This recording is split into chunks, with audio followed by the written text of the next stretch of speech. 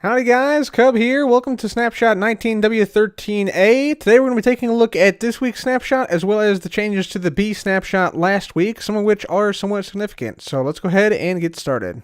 One of the first changes I want to show you guys this week is that villagers and other mobs no longer suffocate inside of glass. So yeah, this guy's inside of glass and obviously he's not suffocating, so they reverted that change we saw in the A snapshot last week.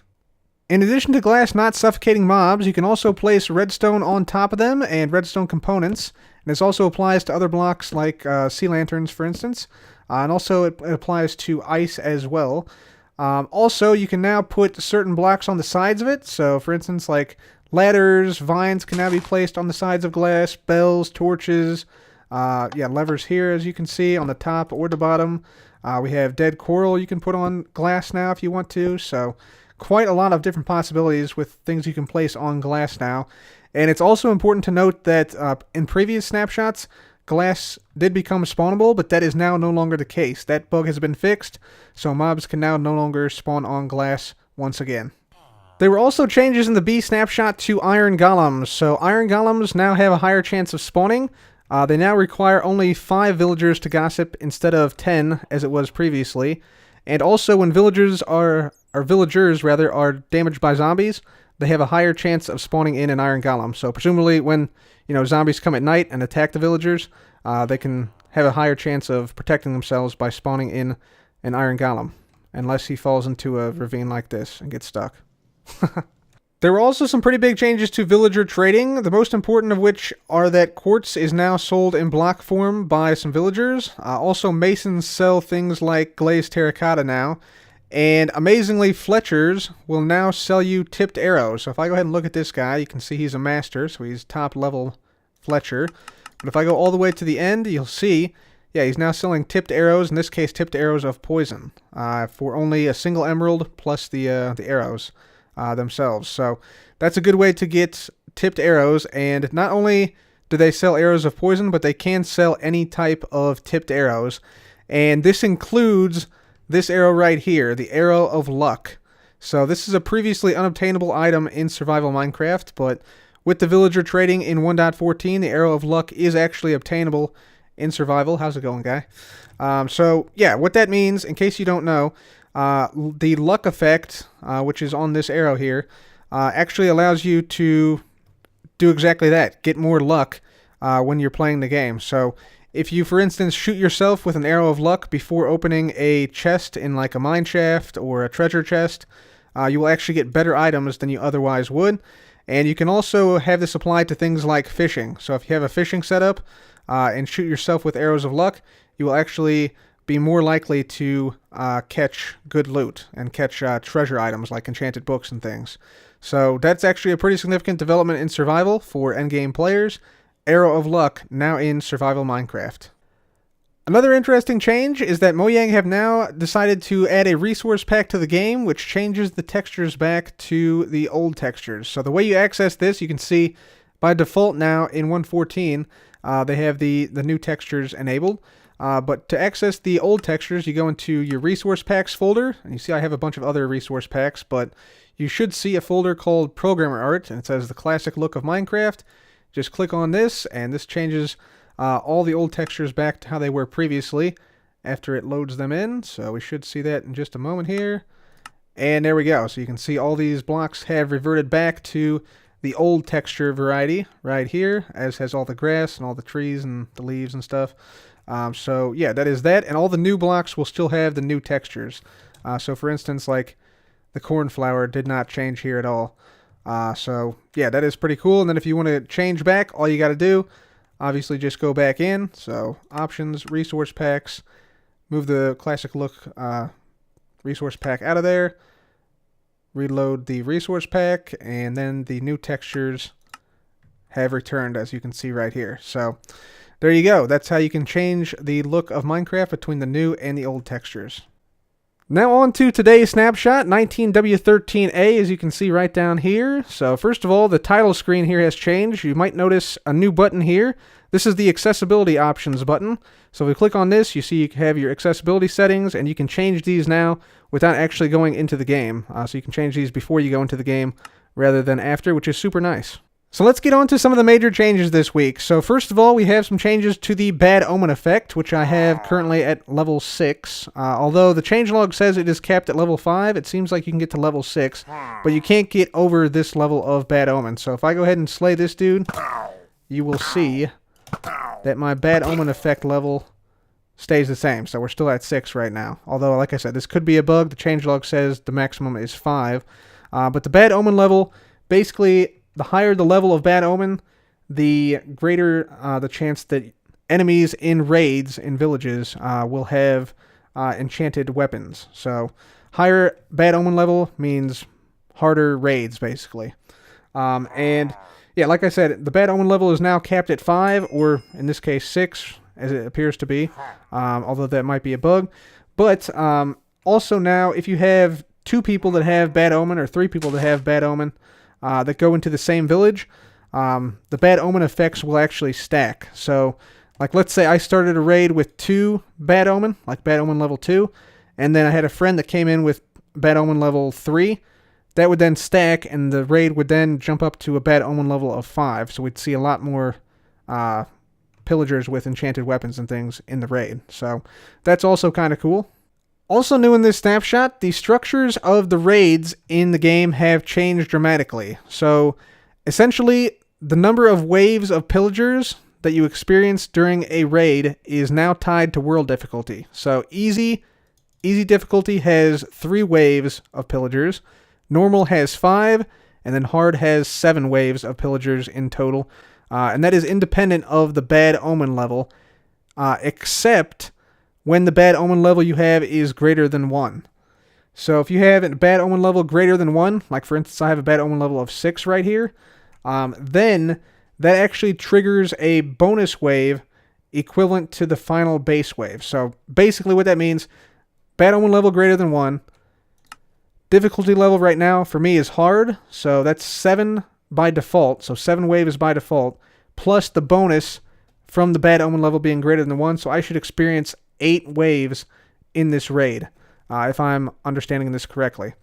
They've also changed up some things about how the waves are balanced, so certain waves will be more heavy on specific mobs than other waves, and also earlier waves are now no longer significantly easier than the later waves. There's more of like an even keel difficulty level.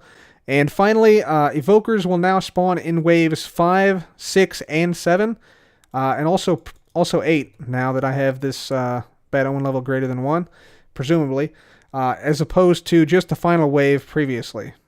Alright, so we now have triggered a max level raid at this village here, and we should see some raid action going on relatively soon in the surrounding area. So, let's see. Yeah, they're all sort of panicking, running around, and you might, notice something immediately here. You'll notice that the pillagers are moving a little bit better, a little bit quicker. That is intentional. They now sort of always are on the move, looking for villagers to slay, and they looks like they become a lot more efficient at it, actually. Wow. One change in the raids here is that the villagers will now always sweat. You can see some sweat particles coming off of these guys as they sort of run around quickly here. Yeah, there it is. Yep, they're sweating. They're sweating pretty profusely. I think you can still trade with these guys. Yeah, you can still trade with them now during a raid. But obviously, you know, they're running around, so it might be hard to get into the trade window itself. Another interesting thing, which you just saw right there, is that pillagers can now open up doors. So, yeah, they can just simply walk through the door, like that guy did right there. And you see he's going through home to home, searching for the villagers. Looks like he's gonna probably find... Nope, he didn't see him. He didn't see those guys in there. And yeah, you can definitely tell they're searching a little bit more thoroughly now in the villages, and definitely actively hunting villagers down. So that is a pretty significant change right there. So we're on the third wave here now, and you can see we have ourselves a Ravager right there, which used to be called the Beast here. But yeah, we now have a Ravager, and we also have a Witch, apparently. So that's pretty cool. Alright, wave number 4 now coming in. We have a couple more Witches, it looks like, that have spawned in with this raid. And yeah, you can see all the guys with enchanted bows. That's quite a lot of them with enchanted bows. Alright, the 5th level of the raid is now incoming, and yeah, you can see the evoker has now spawned in on this 5th wave. And yeah, we also have a Ravager and a whole bunch of enemies coming in here, so wow. These guys also move pretty quick. The evoker does, at least, man. So yeah, just go ahead and get rid of these dudes. There we go. And yeah, we'll see if we can keep this village alive. But this is going to be rather hard because these guys are moving pretty quick. 6th wave of the raid coming in now. Looks like we got, yep, another evoker. So yeah, they can indeed spawn every level after 5.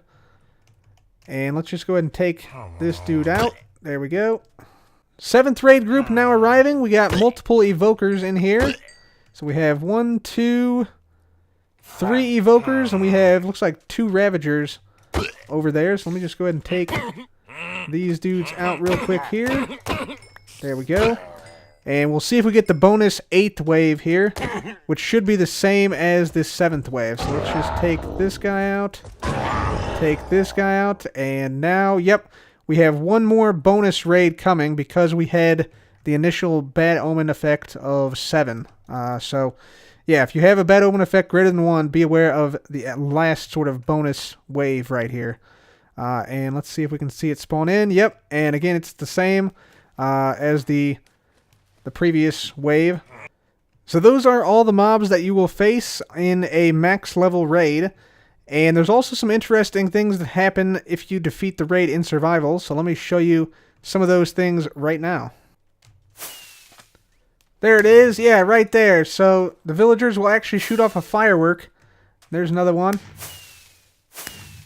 If you defeat the raid. So you see it says raid victory up there. So they start celebrating. Look at that. Haha. That's pretty cool. That's pretty awesome. All over the village. All the villagers shooting off fireworks. Nice. That's pretty cool. So yeah, we defeated the raids and everything. So now we get some rewards. So we saw that fireworks show there. We also have a effect called Hero of the Village. So the Hero of the Village effect. So first of all, it has a really cool icon here with an emerald and like a banner across here.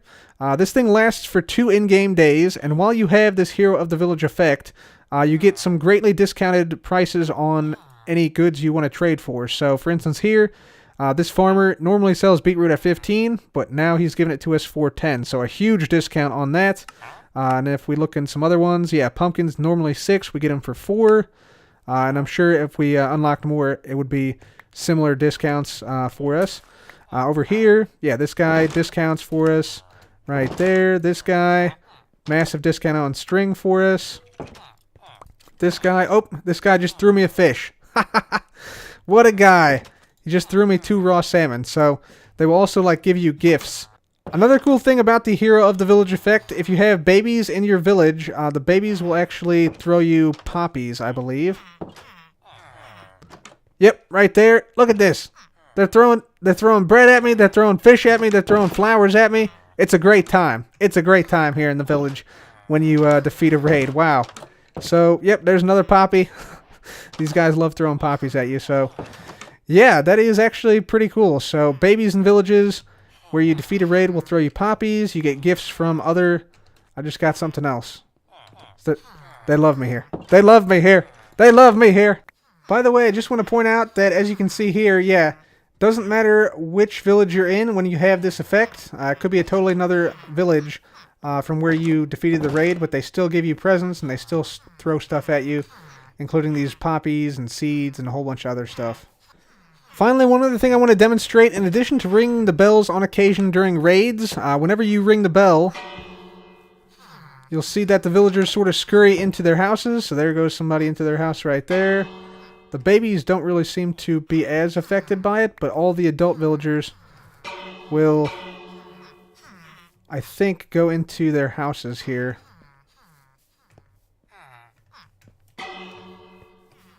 Yeah, they're sort of scurrying about. Yeah, you can sort of see it.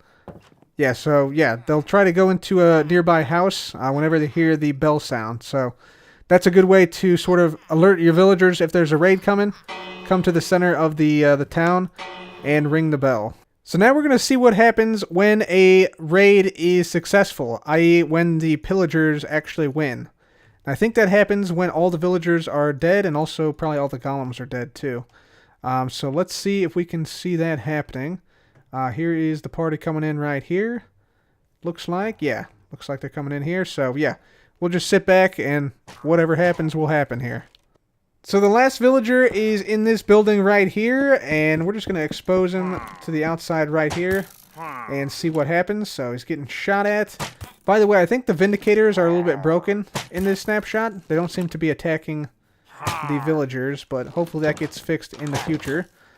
So once this guy goes down, there he goes. Yep, you'll see they jump. They start celebrating.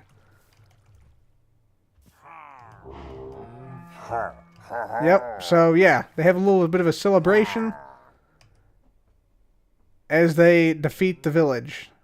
So that's what happens. Yeah, and they apparently say "arr." That was. Oh, they got a little bit of swag to them. They're rubbing it in. Wow. Okay. So there you go. That's what happens when the when the raid succeeds. So the pillagers celebrate, and yeah, they rub it in a little bit. So anyways, guys, I think that's going to have to be it for me today. Really cool details added to raids today, and I think the rebalancing was actually really done nicely. So thumbs up for me on that one. Anyways, that'll be it for me today. Thank you guys so much for watching. This has been Cub. Goodbye.